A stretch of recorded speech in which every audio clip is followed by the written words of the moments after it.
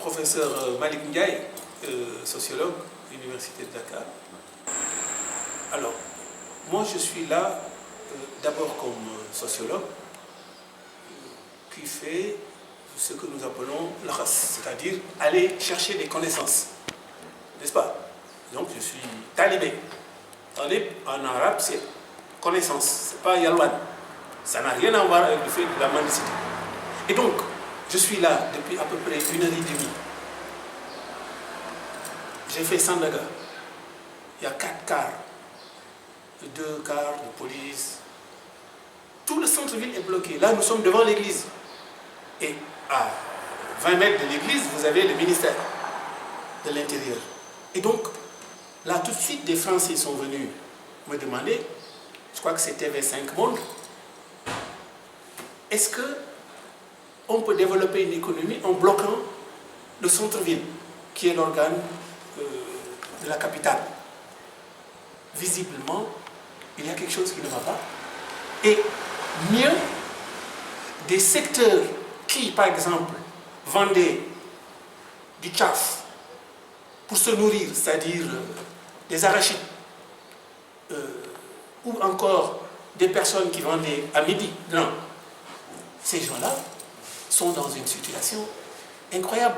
Si ces gens se mettaient en mouvement aujourd'hui, il ne faut pas dire que c'est pour la politique. Non, c'est parce que l'économie dite informelle dont parle M. Aladjian de l'UNACOIS Yassal est en train de s'effondrer.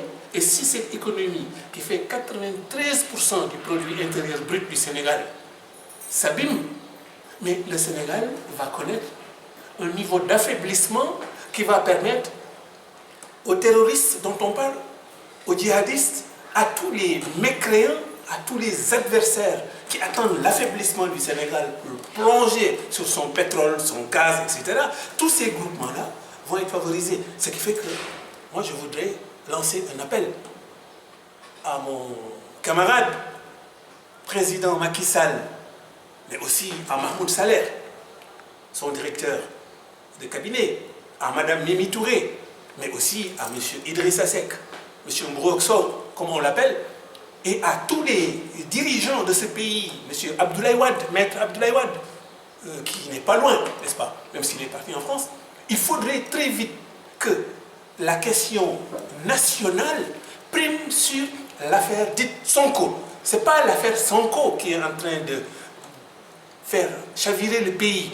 C'est le fait qu'un modèle de gouvernance qui ne comprend que la loi, force doit rester à la loi, etc., l'état de droit. Mais on voit que la classe politique n'est pas instruite.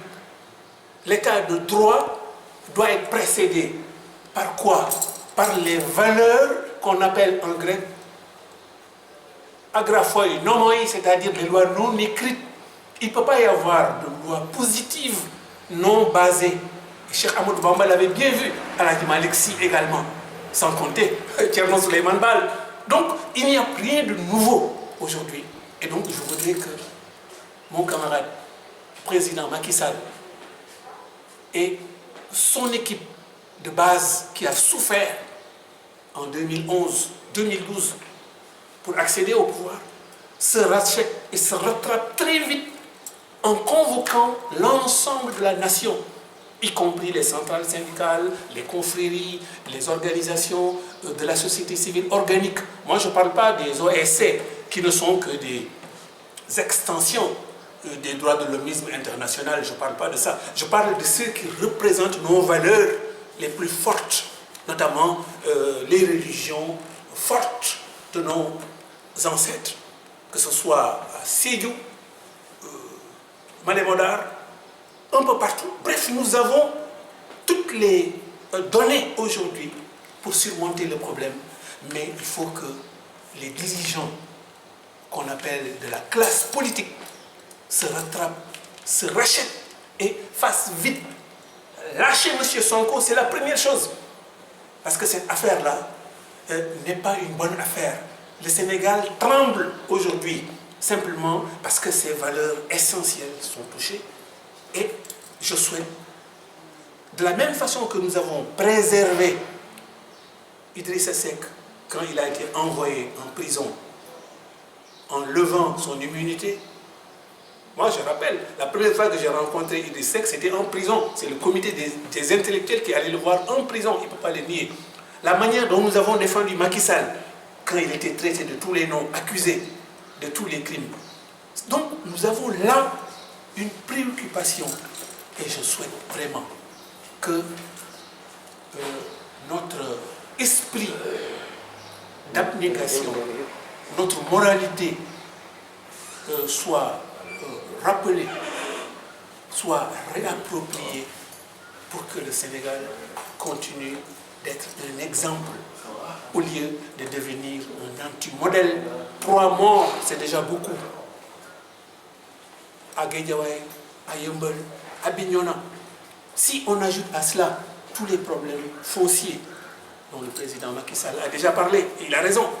Si on ajoute à cela les différends sur le pétrole, le gaz, etc., etc., nous sommes dans une situation qui pourrait nous rapprocher de celle du Mali, ou de celle de la Côte d'Ivoire, ou celle du Gabon.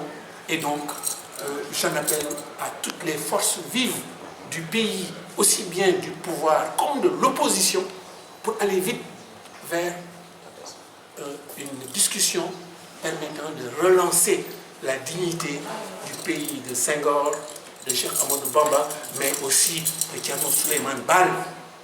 Et donc, parce que c'est ça, donc nous pouvons nous en sortir, et mieux, je suis persuadé, le Sénégal a aujourd'hui des outils. Donc, il nous faut, comme on dit, accomplir, ça c'est l'évangile selon saint Matthieu, n'est-ce pas? Il faut accomplir la deuxième alternance, il ne faut pas l'abolir. Ne croyez pas que je sois venu, dit l'évangile, pour abolir quoi que ce soit, non, je suis venu pour accomplir. Donc, essayons d'accomplir les idéaux, les engagements, et pour cela, faisons nôtre la formule de Lahad, Abdoulahad, à savoir waxu démb ak jëfu tey, c'est-à-dire le respect de la parole donnée. Merci. C'est moi.